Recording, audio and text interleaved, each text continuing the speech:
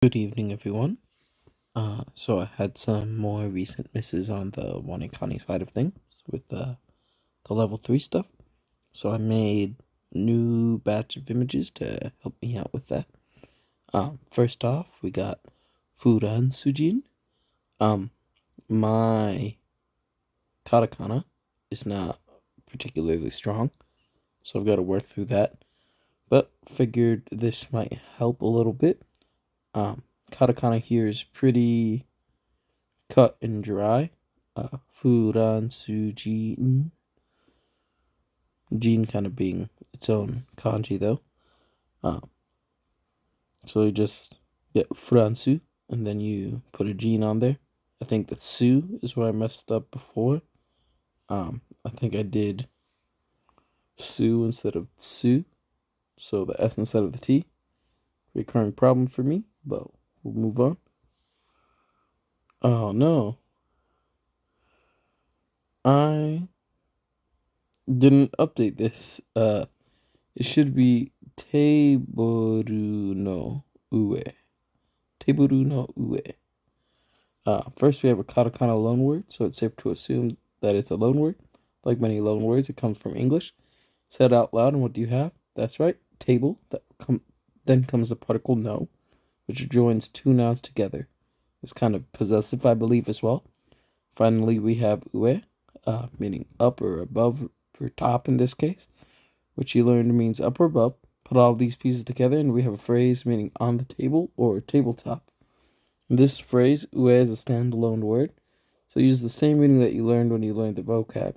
Easy to stay on top of that one, right? I think that ue kind of looks like a meerkat doing a salute of sorts, so I put that little table no ue over to the side as well. Otonashi, meaning obedient. This comes from big and person. Does the combination of the kanji meanings somewhat relate to the vocab meaning based on the kanji composition? Can you guess the reading of the vocab? Remember how you learned that big and then person means adult, which is otona? Well, this is the adjective version of that. The e adjective, see how it ends in e? What adjective do adults want to be able to use for their own kids? They want to say that they are obedient or quiet kids. So this could be both obedient or quiet, kind of synonymous a little bit here. But ota or otonashi. And then we have another e on the end. Otonashi. And woman, I think I missed the middle little n in there, little n. Uh, Made up from woman and person. The no particle makes it so the neen belongs to the woman. Basically, this literally means a woman person or a person of woman. There's a more polite way to say plain old woman though, so you have to, or it's a more polite way to say plain old woman. So you have to remember is that, or all you have to remember is that. All right. So I thought given that it was like a possessive kind of relationship, maybe having like dog ownership imagery would help. Though I didn't want to go too far as to end up generating some kind of offensive image. Um, so yeah, in this case, this is the woman person as opposed to the dog person. Bed no shita, under the bed. It's just using one kanji for below, which is shita. Um, I don't think it's coming up here, but I hit a little poop emoji there to help with the shita part. Uh, don't want to get too explicit, but I figured a little poop emojis and maybe a little bit in there. I think in the bottom right you can still see what I was trying to do initially with like a Digimon poop. Um, but the shita is a standalone word here, so it uses the same meaning that you learned when you learned the vocab here, and the rest is all katakana. Bedo no shita. I feel like maybe thinking about that little like upper corner piece is like the Maybe like a canopy type of peak on the bed sheet might help, or maybe thinking of that as the monster under the bed. Outside, guy. This one's gonna get ridiculous. So get excited. This kanji is composed of two radicals. Can you see which radicals fit in the kanji? It's made from evening and toe. You go outside. You're not supposed to be out there at night. You're accosted by a couple of guys. Then all of a sudden, Guy Fawkes jumps you from the roof above you and takes them out, then starts running. Guy Fawkes! You yell after them. If you don't know Guy Fawkes, then you should do a little reading up on him to make this mnemonic make sense. Anonymous people wear Guy Fawkes masks, if that helps any. We know Guy Fawkes here. Don't need to worry about that. And for the meaning... Oop, well, get that out of here. Huh. It's not time for suns. You're known to get the ailment evening toe, which is why your toe catches on fire after getting really, really hot. Imagine this happening. The only way to fix that is to cool your toe down, and the best way to do that is to go outside. After imagining your evening toe overheating, rush outside to fix that. It's the best way to prevent fire toe, which is worse. In the evening, it's nice and cold outside. So feel that on your skin and feel the cold on your toe. We're just starting to get some relief. So here we see Guy Fawkes. He's got a torch. He's lighting that toe on fire. Got that evening toe. Guy Fawkes, meaning outside. He is outside in this image as well. All right. Now we got the opposite. Inside, being nai. It's made up from head and person. So you know this kanji means inside. So you can keep thinking about the person that's inside you, running around. You finally discover him and you try to take him out. But before you can, he pulls out a knife and he threatens to cut you if you do anything irrational. Imagine him holding the knife out, threatening to stab your brain. You're in a conundrum here. I thought it was kind of like a little chef type of situation. Little dude on your head. If you don't take him out, you're in trouble. But if you do try to take him out, he might stab you in the brain with his knife. Try to think a way around the situation, focusing mainly on his knife. Meaning mnemonic. There's a person inside your head. It's made from head and person. And you have no idea how to get them out. They're inside for good, and it's freaking you out. As in, there's a little person in there, running around, controlling your brain. Little chef. People think you're crazy, but you know better. He's inside there, doing evil things. Crazy. Apple. Ringo. This one's straightforward, though, again, I have the katakana barrier here. Come on, get out of here. Ringo just ate your apple. You know you were about to take a bite and he grabbed it. What is Ringo doing snatching apples? Surely he can afford his own. Did you know that Ringo Starr once appeared on Japanese TV for apple juice? This might help you remember the word too. Ringo is also commonly written in hiragana and even in kanji, but you'll probably see it in katakana the most. Ringo. Also, if you're familiar with the Ringo Starr art, he's got an iconic digital art piece called Your Baby. He goes, yeah, baby. Put that in here too, just to cement that Ringo imagery. This looks kind of scary. It looks like a Russian propaganda poster, so thought I'd leave an impression.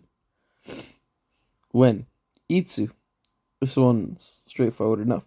He eats and eats. When does this guy not eat? This means when, by the way, so he's got the clock by the Snorlax. It's a question word that's used to ask when. Itsu.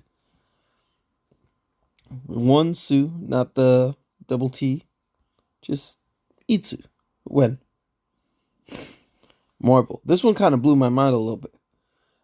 When you see a katakana word, it's safe to bet that it is a foreign loan word from somewhere else. This one's interesting because it combines katakana and kanji. The first marble came to Japan from Portugal, so the B part of the word is short for vidrio, which is also how you say glass in Spanish, which means glass in Portuguese.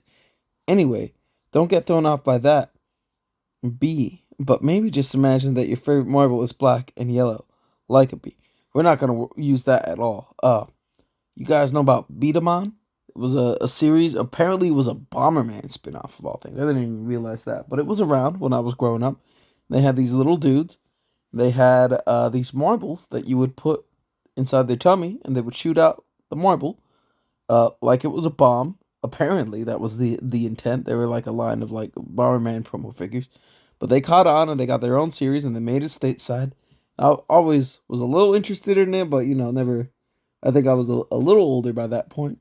But figuring this out just like made like a million things in my life suddenly like click together. I'm like that Bomberman thing. It was a B because of vidrio in Spanish. What the heck? Crazy. Bidama. And dama being ball like metama for eyeball.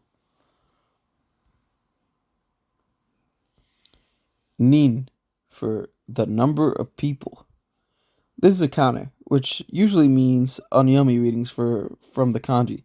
Since Nin has two onyomi readings here, here's a mnemonic to help you remember which one to use.